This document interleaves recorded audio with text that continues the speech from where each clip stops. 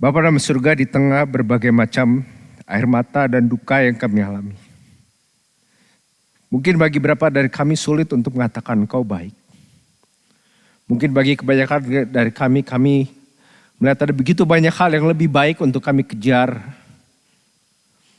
Pagi hari ini Bapak, entah kami mengalaminya atau belum mengalaminya, atau kami mengingat begitu banyak luka, kepedihan, pertanyaan yang kami miliki. Tolong kami untuk ingat bahwa kami punya Tuhan yang bukan saja baik tapi juga berkuasa. Bukan saja berkuasa tetapi juga peduli. Bukan saja peduli tetapi juga telah menang melalui Kristus. Karena hanya di dalam namanya kami punya keyakinan dan makna hidup yang sejati mengatasi segala air mata, penderitaan, bahkan kematian sekalipun. Pagi hari ini tolong kami Tuhan. Dalam segala kelemahan dan keterbatasan kami, agar Engkau berkenan bekerja melalui hati setiap kami yang mendengarkan firman kehidupan ini. Di nama Tuhan Yesus kami berdoa. Amin. Jemaat dikasih Tuhan, dengan tetap bangkit berdiri, mari kita bersama-sama menyimak pembacaan bagian dari firman Tuhan yang akan menjadi fondasi khotbah hari ini, yang diambil dari Ayub pasal 1 ayat 13 sampai 22. Nah, kebanyakan dari saudara familiar dengan kisah Ayub, maka saya yakin bagian ini cukup familiar dengan kita. Pada suatu hari ketika anak-anak Ayub yang lelaki dan yang perempuan makan-makan dan minum anggur di rumah saudara mereka yang sulung, datanglah seorang pesuruh pada Ayub dan berkata, sedang lembu sapi membajak dan keledai-keledai betina makan rumput di sebelahnya, datanglah orang-orang Sheba menyerang dan merampasnya serta memukul penjaganya dengan mata pedang. Hanya aku sendiri yang luput sehingga dapat memberitahukan hal itu pada Tuan. Sementara orang itu berbicara, datanglah orang lain dan berkata, api telah menyambar dari langit dan membakar serta memakan habis kambing, domba dan penjaga-penjaga. Hanya aku sendiri yang luput sehingga dapat memberitahukan hal itu kepada Tuhan. Sementara orang itu berbicara, datanglah orang lain dan berkata, orang-orang Kasdim membentuk 3 pasukan, lalu menyerbu unta-unta dan merampasnya serta memukul penjaganya dengan mata pedang. Hanya aku sendiri yang luput sehingga dapat memberitahukan hal itu kepada Tuhan. Ayat 18. Sementara orang itu berbicara, datanglah orang lain dan berkata, anak-anak Tuhan yang lelaki dan yang perempuan sedang makan-makan dan minum anggur di rumah saudara mereka yang sulung. Maka tiba-tiba angin ribut bertiup dari seberang padang gurun. Rumah itu dilandanya pada 4 penjurunya dan roboh menimpa orang-orang muda itu sehingga mereka mati. Hanya aku sendiri yang luput sehingga dapat memberitahukan hal itu kepada Tuhan. Maka berdirilah Ayub, lalu mengoyak jubahnya dan mencukur kepalanya. Kemudian sujudlah ia dan menyembah, katanya, dengan telanjang aku keluar dari kandungan ibuku. Dengan telanjang pula aku akan kembali ke dalamnya.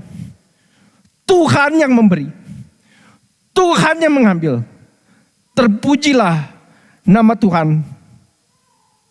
Dalam kesemuanya itu, Ayub tidak berbuat dosa dan tidak menuduh Allah berbuat yang kurang patut. Silakan duduk jemaat sekalian, berbahagialah kita bukan saja yang mendengarkan firman kehidupan ini, tetapi juga yang mencamkannya serta mentaatinya. Dan kiranya Allah Roh Kudus sendiri berkenan mengukirkan firman yang hidup di dalam hati saudara dan saya pada pagi hari ini. Saudara, bulan Februari tahun 2020, seorang pemudi yang mabuk dan kecanduan drugs menabrak mati 4 anak yang sedang berjalan kaki untuk membeli es krim di Sydney. Saya yakin kebanyakan saudara tahu ceritanya. Keempat anak itu berusia 9, 11, 12 dan 13 tahun. Ada 3 anak lain yang terluka dan 1 anak yang masih hidup menderita kerusakan otak total yang permanen. Keempat anak yang meninggal adalah bagian dari komunitas gereja Katolik orang Lebanon. Kedua orang tua mereka, Dani dan Leila Abdallah beserta dengan anak-anak mereka aktif terlibat di dalam kegiatan gereja. Pada hari yang mengenaskan itu, Leila mengatakan bahwa anak-anaknya bukan saja rajin beribadah tetapi juga rajin berdoa. Rajin membaca Alkitab. Mereka juga terlibat dalam satu organisasi yang namanya Team Jesus. Organisasi yang menjangkau orang-orang miskin dan tidak punya tempat tinggal di daerah Blacktown dan Parramatta. Dan kalau saudara tahu daerah Blacktown dan Parramatta seperti apa, saudara bisa berempati sedikit lebih banyak terhadap mereka. Para tim koordinator berbicara tentang anak-anak ini mengatakan tentang anak ini. Mereka, anak-anak ini melayani dengan sukacita dan dedikasi yang kita jarang lihat bahkan di antara orang dewasa. Mereka bukan saja melayani makanan, tetapi juga berdoa bersama dengan orang-orang yang mereka layani. Saudara, sisanya saudara bisa baca dan Google sendiri tentang keluarga Abdallah ini. Dan kita harus mengakui bahwa penderitaan yang mereka alami seringkali penderitaan yang tidak make sense, tidak masuk akal. Andaikan itu adalah penderitaan terakhir yang kita baca di koran dan di media. Tetapi tidak demikian, bukan? Karena ada begitu banyak penderitaan, kesulitan lain yang sepertinya tidak make sense di dunia ini. Dalam skala global, peperangan, penyakit, kekerasan. Tetapi juga dalam skala personal dalam hidup kita sehari-hari. Relasi yang breakdown, yang rusak, yang berantakan. Penyakit kanker atau penyakit-penyakit lainnya yang mendadak menjadi vonis atau bahkan kadang identitas kita. Dan kematian. Yang saya percaya sejumlah dari kita sudah pernah mengalaminya dalam arti keluarga atau dalam komunitas kita sendiri. Dan hari ini kita akan bertanya saudara, itu di slide harusnya, di slide berikutnya ada foto mereka. Silakan di slide berikutnya. How should we respond to God when we experience suffering? Saudara, saya akan bilang di depan, walaupun kitab Ayub berbicara tentang penderitaan, walaupun Alkitab banyak bicara tentang penderitaan, saudara tidak akan at the end of the day menemukan the ultimate answer of WHY, yaitu why. Mengapa? Betul, ada Alkitab berulang kali bertanya mengapa, tetapi tidak ada jawaban tuntasnya. Dan bahkan dapat dikatakan kitab Ayub fokusnya bukan soal mengapa atau mengapa saya, tetapi bagaimana kita harus berespon pada Tuhan, merespon pada Tuhan waktu kita mengalami penderitaan. Dan tidak satu pun dari kita yang imun dari penderitaan, bukan? Saya yakin bahkan tidak sedikit dari saudara yang sekarang duduk di ruangan ini atau mendengarkan secara online sedang tengah-tengah melalui penderitaan. Yang saudara entah ungkapkan, tidak ungkapkan, yang ada di yang mungkin sudah terkubur bertahun-tahun atau yang baru saja saudara dengar pagi hari ini. Dan poin simple yang saya mau coba kupas hari ini adalah yang ada di slide berikutnya. Bahwa ini, we don't need to understand everything, but we should trust God in all things. Saudara, kitab Ayub mau mengajarkan bahwa kita tidak harus memahami segala sesuatu, tetapi kita harus percaya Tuhan dalam segala sesuatu. Saudara harusnya bersyukur kalau saudara tahu saya berusaha hanya membawakan khotbah ini dalam kira-kira 4 atau 5 khotbah. Kalau saudara lihat di slide berikutnya, ini adalah koleksi dari seorang tokoh Puritan yang hidup kalau nggak salah di abad 17 bernama Joseph Carroll. Dia membawakan khotbah Ayub selama 424 khotbah dalam kurun waktu 24 tahun. Nah, saudara, saya jamin itu tidak akan terjadi di jemaat kita dan saya yakin di jemaat manapun sampai 100 tahun ke depan. Oke. Bahkan Charles Spurgeon mengomentari seri Joseph Carroll ini mengatakan Joseph Carroll pasti punya kesabaran sebesar Ayub. Sampai dia bisa menyelesaikan khotbah, 424 khotbah selama 24 tahun. Mungkin udah setidaknya satu generasi lewat gitu ya. Tapi anyway saudara, hari ini yang saya mau ajak kita lihat adalah di slide berikutnya. Kitab Ayub dalam chart yang sangat simple. Ini saya dapat dari seorang penulis bernama Phil Crowther. Dia seorang kalau nggak salah seorang hamba Tuhan di UK menulis satu buku singkat yang sangat baik tentang bagaimana mengkhotbahkan wahyu. Dan interestingly enough, waktu dia mulai menyiapkan khotbah dan bukunya, dia sendiri kena kanker dan bahkan menghabiskan tahun-tahun terakhirnya mengkhotbahkan, menyelesaikan manuskrip terakhirnya sebelum dia dipanggil Tuhan dan bukunya akhirnya terbit. Nah saudara, kitab Ayub ada kitab yang sangat penting bagi orang Kristen karena berbicara tentang penderitaan. Dan penderitaan seperti kita akui dan saya tadi katakan datang kepada kita dalam banyak cara. Jadi buku ini, kitab Ayub adalah buku untuk kita semua. Untuk setiap minggu Tuhan. Kita harus akui kalau saudara bayangkan dari Joseph Carroll tadi 24 tahun, 400 lebih khotbah. Berapa itu 12 volume bukunya. Ini bukan buku yang mudah untuk dibaca. Mungkin level kesulitannya tidak beda dengan kitab Wahyu gitu ya. Dan tidak banyak orang Kristen yang tahu isinya dengan baik. Bahkan kalau kita tanya kebanyakan teman-teman di gereja ini, mungkin kebanyakan dari kita tahu awalnya cerita Ayub dan akhirnya terus ada sekitar 30 lebih pasal yang kita nggak tahu harus diapain. Ya, karena kalau kita bahkan pick secara random, pasal 21, pasal 16, pasal 33 gitu ya. Saudara akan baca sesuatu yang kayaknya ini maksudnya apa gitu ya. Siapa yang berbicara, benar atau enggak, dan seterusnya dan seterusnya. Memang bukan yang bunda, tapi saya harap saudara setidaknya seri singkat ini selama kira-kira 4 atau 5 khotbah, saudara bisa mendapatkan semacam orientasi arah tentang buku ini. Karena buku ini berbicara tentang kebenaran-kebenaran yang sangat penting dan sangat signifikan tentang penderitaan. Kitab Ayub akan membantu saudara dan saya menghadapi penderitaan waktu penderitaan terjadi. Maka judul khotbah hari ini apa? When good things turn bad gitu ya. Dan kita semua pernah mengalami itu. Hal-hal yang baik yang menjadi buruk. Nah banyak yang gak tahu kapan Ayub hidup. Dan by the way kalau saudara yang familiar dengan sejarah Alkitab, Ayub itu gak ada di garis keturunan Israel. Ya sama sekali gak ada referensi kepada Abraham, Israel, bahkan kitab Musa. Kemungkinan besar Ayub hidup di zaman kira-kira sama zamannya dengan Abraham, Ishak dan Yakub. Mungkin antara zaman Abraham dan Yakub. Dari mana kita tahu? Karena kalau saudara baca di pasal 1, cara kekayaan Ayub digambarkan ya dengan 7 anak laki-laki, 3 anak perempuan, 7.000 ekor kambing domba, 3.000 ekor unta dan seterusnya. Itulah cara menggambarkan kekayaan lagi zamannya Abraham dan Yakub. Oke, tapi itu bukan main pointnya. Setidaknya ini adalah salah satu one of the earliest book in the Bible. Oke, nah summary. Kok saudara lihat perhatikan slide yang di depan. Di sana Philip Crowther membagi itu ke dalam berapa 4 atau 5 outline. Kalau saudara lihat pasal 1 dan 2 dan pasal 3 sebagainya yang kita akan lihat hari ini berbicara tentang permulaan penderitaan. Dan seperti kita ketahui Ayub yang punya banyak harta benda dan milik ini. Waktu pertama kali diuji, waktu seluruh kekayaannya termasuk keluarganya yang anak-anaknya yang tadi kita lihat di bacaan tadi itu dirampas, diambil. Di situ dikatakan Ayub memuji Tuhan, ya. Tuhan yang memberi, dia tidak mengatakan, perhatikan, Tuhan yang memberi, setan yang mengambil. Ya, atau Tuhan yang memberi, orang Sheba yang mengambil. Tuhan yang memberi, orang Kasdim yang mengambil. Tuhan yang memberi, angin topan badai yang mengambil. Enggak, dia mengatakan the Lord gives, the Lord takes away. Blessed be the name of the Lord. Lagu yang nanti sebentar kita akan nyanyikan. Ya, Allah mengambil semua itu dari Tuhan, tetapi dia masih memuji Tuhan. Termasuk nanti waktu kita lihat, waktu bahkan kesehatannya diambil, dia pun masih memuji Tuhan. Pasal 3 sampai 31, pasal yang cukup panjang, itu adalah dialog interaksi antara Ayub dengan teman-teman, dengan keempat temannya.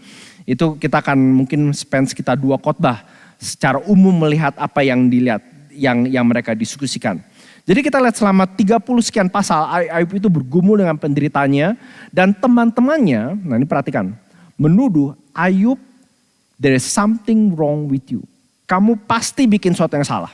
Kamu pasti bikin dosa tertentu sampai Allah menjatuhkan malapetaka sebesar ini pada kamu.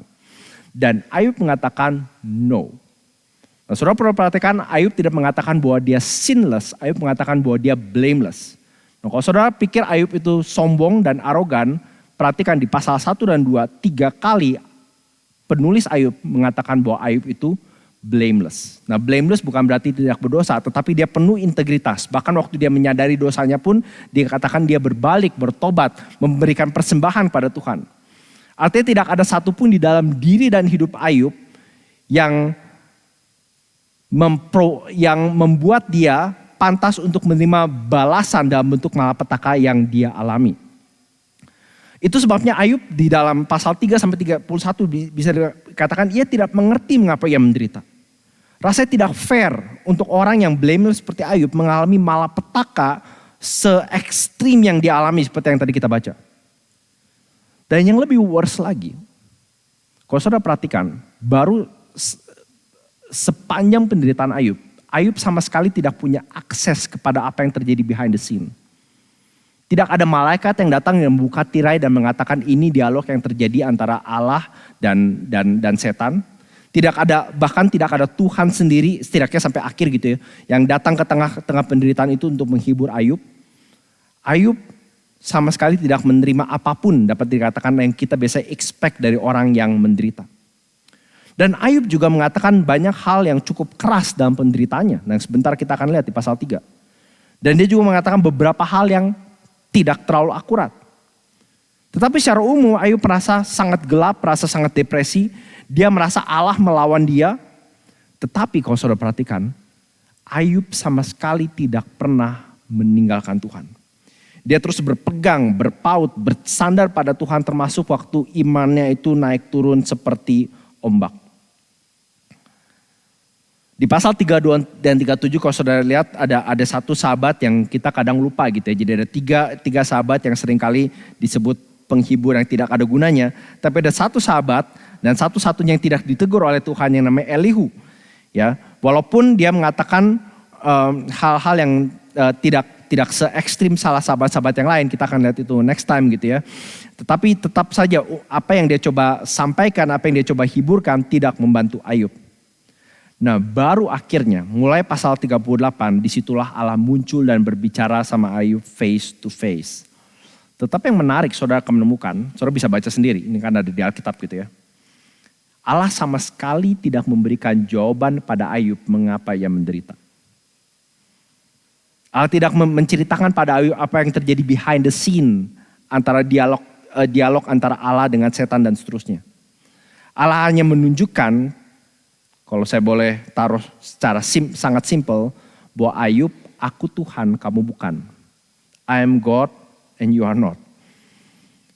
Dan ini membuat dia sadar bukan saja Ayub, tetapi juga kita semua. Satu poin yang penting sekali, yang bisa dibilang temanya ini ada di seluruh Alkitab sebetulnya. Bahwa Allah tidak berkewajiban untuk menjawab semua pertanyaan kita. Allah tidak punya kewajiban untuk menjawab semua pertanyaan kita. Ini yang tadi saya sempat bilang di awal bukan? Bahwa kita tidak harus memahami segala sesuatu. Tetapi kita harus percaya Allah di dalam segala sesuatu. Bahkan kalau ada satu hal yang Ayub pelajari dari malapetaka yang dialami adalah dia harus belajar percaya bahwa Allah yang selama ini dia pegang dan ikuti adalah Allah yang baik, berkuasa, peduli, dan akhirnya menang. Itu, thank you ya. We don't need to understand everything, but we should trust God in all things. Nah, saudara, ada 4 lesson yang saya mau tarik hari ini. Jadi bicara soal trust, tentu saja banyak aspek dari karakter Allah. Seharusnya ada di slide.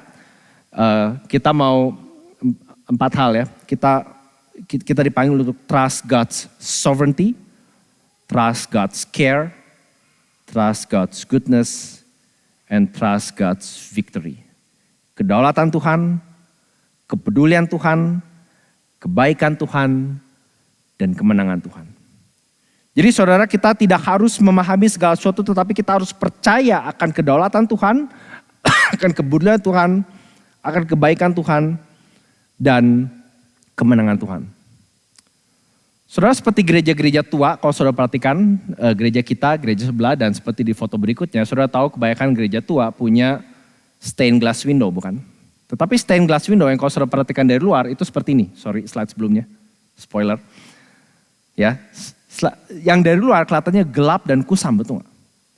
Nah, problemnya seringkali waktu kita berhadapan dengan butir teologi apapun, tapi khususnya penderitaan, kita maunya dapat jawaban dengan berdiri di luar. Dan waktu kita berdiri di luar, what happen?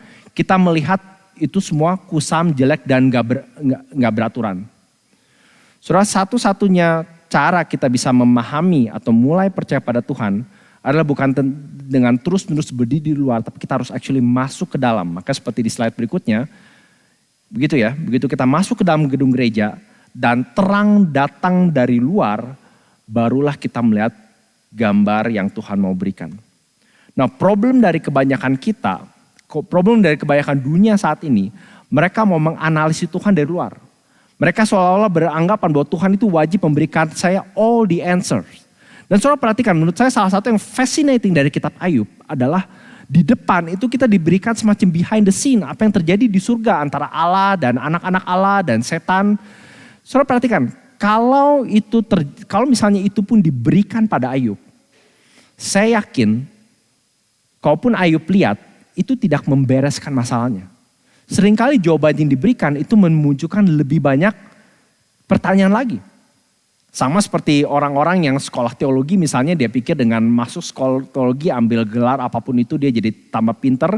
Tapi kebanyakan mereka yang sadar begitu mereka masuk library dan bertemu dosen, bertemu macam-macam problem, mereka menyadari betapa kecil mereka tahu. Demikian juga waktu kita bicara tentang kedaulatan Tuhan, kebaikan Tuhan, kepedulian Tuhan dan kemenangan Tuhan. Kita harus mulai bukan dari luar tapi dari dalam. Kita harus masuk ke dalam dan menyadari bahwa waktu kita masuk ke dalam lah, terang yang dari luar itu baru membuat segala sesuatunya menjadi clear. Jadi saudara, yang pertama yang kita perlu lakukan adalah percaya akan kedaulatan Tuhan dalam segala sesuatu. Ada satu kutipan dari Don Carson bicara di dalam bukunya tentang penderitaan, harusnya ada di slide. Dia mengatakan ini, to those who do not know God, to those who insist on being God, this outcome will never suffice. Those who do know God come in time to recognize that it is better to know God and to trust God than to claim the rights of God. Ya, jadi bagi mereka yang tidak mengenal Tuhan, bagi mereka yang hanya berdiri di luar katedral bisa dibilang, ya, apapun hasilnya, entah itu Ayub dapat semuanya atau nggak dapat gitu ya, apapun di saatnya mereka nggak bakal puas. Itu sebabnya saudara mungkin tahu ending dari cerita Ayub bukan? Bahwa apa yang dia hilang dia dapat semuanya double. Ya, ternak, binatang, semuanya kekayaan, anak-anak pun double. Nah, orang protes, anaknya kan 10. Kenapa begitu dapat lagi dapatnya 10? Well, argumennya simple saudara, anak yang 10 dia udah punya cuma sekarang di surga gitu. Jadi dia tetap punya anak 20 gitu ya. Tapi poinnya adalah seringkali orang bilang, oh ini berarti untuk mendapatkan sukacita dan kesuksesan kita harus melalui penderitaan. That's not the point. Ya. Atau kalaupun Ayub nggak dapat apa-apa, kita nggak pernah puas. Dan itu yang dia bilang, bagi mereka yang Don Carson katakan, bagi mereka yang tidak mengenal Tuhan atau mereka yang insist on being God, mereka yang mau mengklaim tempatnya Tuhan, hasil dari pergumulan Ayub ini tidak akan pernah memuaskan. Tetapi mereka yang mengenal Tuhan, mengenal siapa itu Tuhan, in time come to recognize that it is better to know and to trust Him rather than to claim the rights of God. Jadi saudara, yang pertama kita perlu belajar percaya kedaulatan Tuhan dalam segala sesuatu. Kedaulatan Tuhan artinya dia in full control. Tidak ada satu butir area dari penderitaan saudara dan saya yang ada di luar kuasa Tuhan. Tidak ada satu hal pun yang saudara dan saya sedang alami sekarang. Tidak ada satu tetes air mata pun yang Allah tidak tahu. Tidak ada satu derajat kepedihan pun yang ada di luar kuasanya. Itu artinya kedaulatan Tuhan dalam segala sesuatu. Saudara, kita seringkali pikir waktu kita bicara soal Allah mengatur, Allah berdaulat, Allah memberkati, itu kita biasanya seringkali masukkan ke dalam kategori semua yang positif dan baik yang menyenangkan. Ya, tetapi kita harus ingat bahwa waktu kita bicara tentang kedaulatan Tuhan dalam segala sesuatu, itu artinya segala sesuatu tanpa terkecuali. Yang kedua, kita juga perlu percaya God's care in all things. Saudara, walaupun kita percaya Allah itu berdaulat, berkuasa, in control, bukan berarti Allah tidak peduli. Saudara perhatikan, ini memang gak ada di slide. Ya, tapi di pasal 3, waktu Ayub pertama kali bicara, perhatikan, sesudah itu Ayub membuka mulutnya dan mengutuki hari kelahirannya. Dan sepanjang sekitar 23 pasal, saudara pada dasarnya Ayub menyesali dan mengutuki mengapa aku lahir. Mengapa aku ada di sini? Aku lebih baik mati waktu aku dilahirkan. Aku lebih baik tidak pernah eksis sama sekali kalau harus hidup melalui semuanya ini. Dan berulang kali sepanjang Ayub, berulang kali dia mengungkapkan hal-hal yang serupa, memprotes, marah, upset terhadap Tuhan. Dan mengapa saya berikan poin ini, trust in God's care in all things. Ini sekali lagi menunjukkan bahwa di tengah-tengah penderitaan kita yang paling ekstrim sekalipun, Allah kita itu sangat-sangat oke untuk kita mengungkapkan segala unek-unek perasaan, kekesalan, air mata kita kepadanya. Saudara, tadi berita anugerah kalau saudara perhatikan diambil dari Mazmur 22. Yang saya yakin sejumlah dari saudara familiar bukan? Mazmur itu adalah salah satu, kalau tidak satu-satunya mazmur yang Yesus kutip di tengah-tengah penderitaannya. Di mana dia berteriak apa? Eloi, Eloi, lama sabachthani. My God, apa? Why have you forsaken? Allahku, Allahku, mengapa engkau meninggalkan aku? Dan sepanjang Alkitab dan di sepanjang sejarah gereja kita melihat berulang kali umat Tuhan bukan saja di-encourage, tapi juga dipanggil dan didorong untuk mengungkapkan semua keluh kesahnya pada Tuhan. Jadi poin yang saya mau katakan di sini, waktu kita bisa mempercayai kepedulian Tuhan dalam segala sesuatu, it's okay to cry. It's okay to lament. Saudara, waktu saya kemarin berlibur ke Brisbane, satu hal yang saya udah bilang sama istri saya, strictly speaking saya gak mau pelayanan sama sekali. Well, akhirnya gak bisa gitu ya. Ada 1-2 kesempatan tapi saya berusaha sama sekali gak. Tapi saya bilang, the other thing yang saya mau lakukan, saya mau ketemu sejumlah orang. Dan satu orang yang saya temui adalah seorang teman kuliah saya yang sudah pindah ke Brisbane, pegang sebuah gereja. Dan dia punya 3 anak. 2 anak yang pertama, let's say ada some mental health issues, anak yang masih kecil. Tapi anak yang 2 anak pertama, anak yang paling kecil, kalau nggak salah masih 30 tahun itu lahir Down syndrome. Down syndrome dengan segala tantangan yang mereka miliki. Dan mereka baru find out kalau nggak salah early this year atau late last year, anak itu punya kanker. Harus melalui kemoterapi dan seterusnya. Teman saya ini hampir setiap berapa minggu, berapa hari mendokumentasi pergumulan mereka di post di Facebook. Nah, bagi sebagian dari kita mungkin kelihatan, pamer banget gitu ya. Penderitaan, foto-foto gitu. Tapi terus dia cerita sama saya, salah satu main reason kenapa dia membagikan ini di media sosial adalah karena dia mau mengajarkan jemaatnya bahwa it is okay to lament. Ya, bahwa kita tidak harus selalu foto yang paling bagus, yang istilahnya instagramable. Kapan kita menunjukkan area dalam hidup kita yang tidak instagramable sama sekali. Yang kita malu, sungkan, bahkan hindari. Dan saya pikir ada satu hal yang baik yang teman saya coba tunjukkan di situ. Karena ini adalah karakter Allah kita.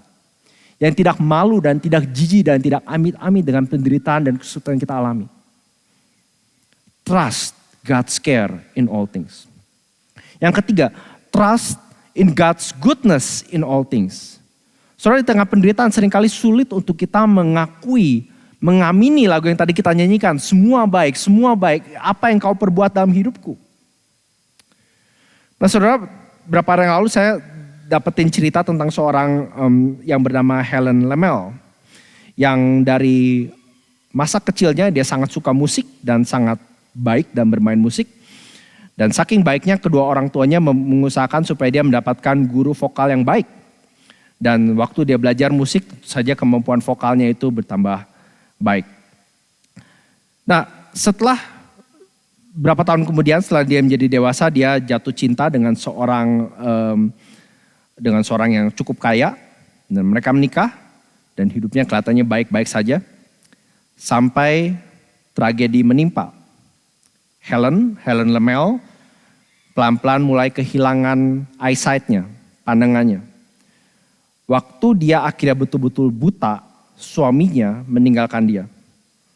Helen akhirnya struggle dengan loneliness dan beragam kepedihan, sakit hati dalam hidupnya. Hatinya lelah dan galau. Dia buta pulang ke kampung halamannya, merasa tidak ada terang di dalam kegelapan yang ia bisa lihat. Di dalam kesendiriannya, rasa takutnya, kebutaannya, dia baru sadar ada satu hal yang masih dia bisa lakukan. Dia bisa menyanyi. Dan di dalam kebutaannya dia diberikan kesempatan untuk mengajar vokal di sebuah sekolah Alkitab.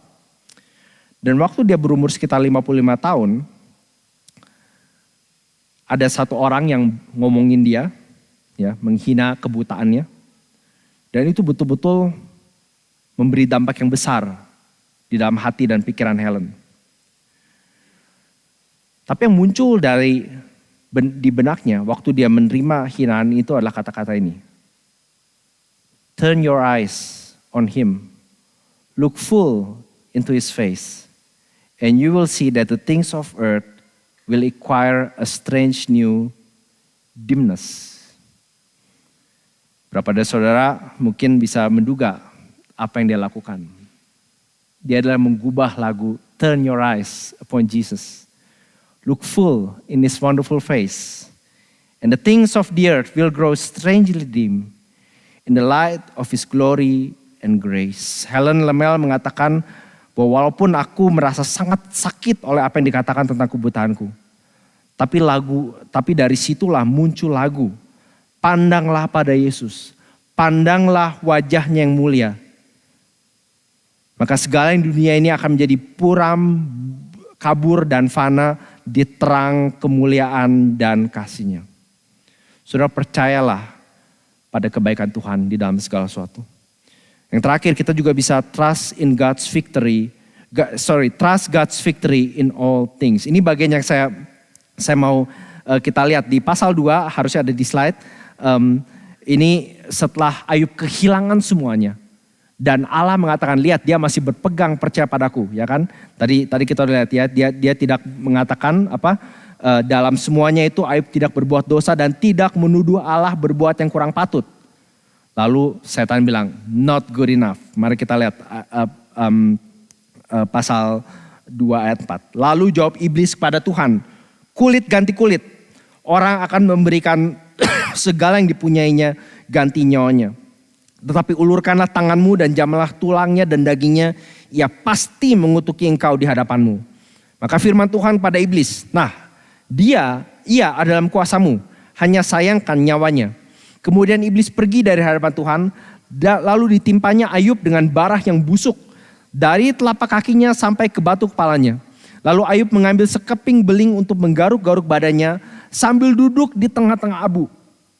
Maka berkatalah istrinya kepadanya, masih bertekunkah engkau dalam kesalehanmu? Kutukilah Allahmu dan matilah. Tetapi jawab Ayub padanya, engkau berbicara seperti perempuan gila. Apakah kita mau menerima yang baik dari Allah, tetapi tidak mau menerima yang buruk? Dan sekali lagi penulis mencatat, dalam kesemuanya itu Ayub tidak berbuat dosa dengan bibirnya. Saudara, mengapa saya beri bagian ini percaya akan kemenangan Tuhan? Karena setelah bagian ini, saudara akan menemukan iblis tidak berkata-kata apa-apa lagi kitab Ayub. Dengan kata lain, dia udah kalah, udah checkmate. That's it. Semua yang dia coba lakukan, yang dia coba serang, yang dia coba lakukan untuk membuat Ayub itu melepas kesalehannya, melepas imannya, itu gagal semua. Bisa dibilang argumen iblis itu simple. Kepada Tuhan dia bilang, orang tuh mau percaya sama kamu Tuhan karena kamu baik sama mereka. Orang tuh mau ikut sama kamu Tuhan karena kamu berikan dia kesehatan, keluarga, kekayaan seperti Ayub. Coba kamu ambil semuanya. Dia pasti gak mau percaya lagi sama kamu. Dan Ayub, Allah pada dasarnya mengatakan, mari kita lihat. Lihat hambaku Ayub.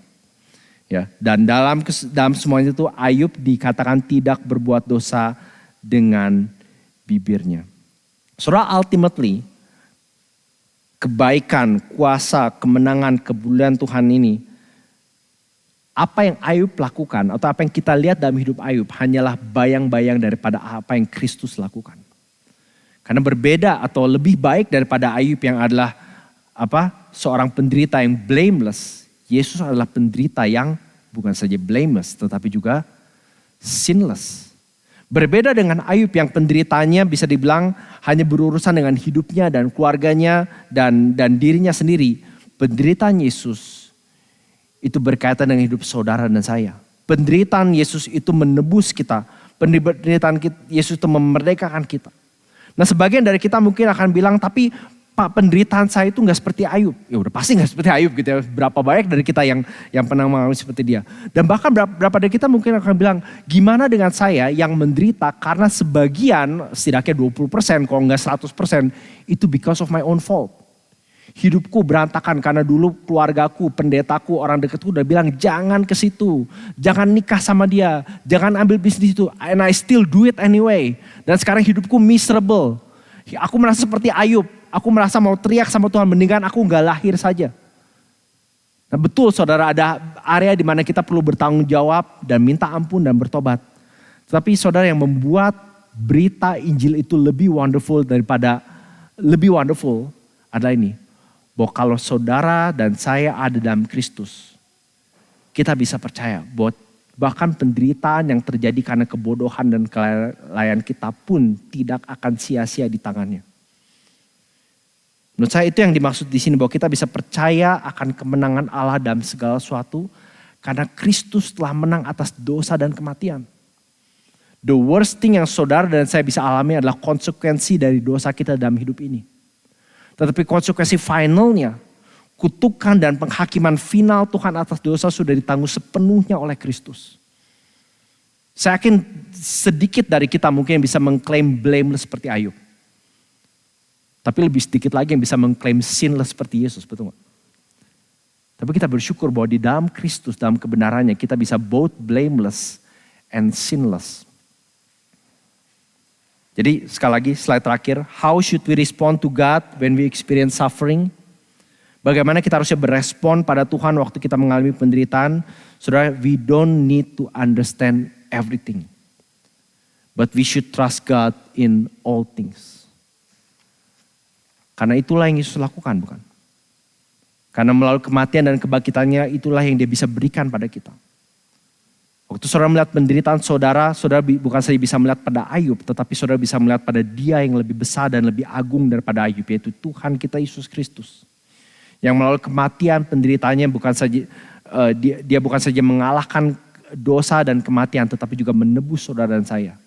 Sehingga waktu kita mengalami penderitaan, walaupun kita tidak bisa mengerti semuanya, tapi kita bisa percaya ada Tuhan yang melalui Kristus telah menunjukkan bahwa Dia patut dipercayai, kedaulatannya, kepeduliannya, kebaikannya, dan kemenangannya. Mari kita berdoa. Ya Tuhan, kami bersyukur bahwa Engkau tidak pernah dan tidak akan mungkin meninggalkan kami yang telah percaya dan mengikut Engkau. Dan sebentar waktu kami akan memuji Engkau dan mengatakan bahwa Engkau yang memberi, Engkau yang mengambil. Terpujilah nama Tuhan. Bila kami boleh menyanyikannya itu sebagai orang-orang yang percaya. Orang-orang yang sudah ditebus. Orang-orang yang bahkan kalaupun kami perlu melalui lembah, kematian, penyakit, kekelaman, bangkrut, patah hati, kepedihan, kekecewaan. Entah itu terjadi karena orang lain atau diri kami sendiri. Tuhan tolong kami untuk boleh tetap memuji nama-Mu. Memuliakan nama-Mu. Karena kami dapat melakukan yang lebih yakin dan lebih pasti daripada Ayub. Karena Ayub yang lebih besar, Ayub yang jauh lebih agung, yaitu Tuhan kami Yesus Kristus telah mati dan bangkit bagi kami. Amin. Biarlah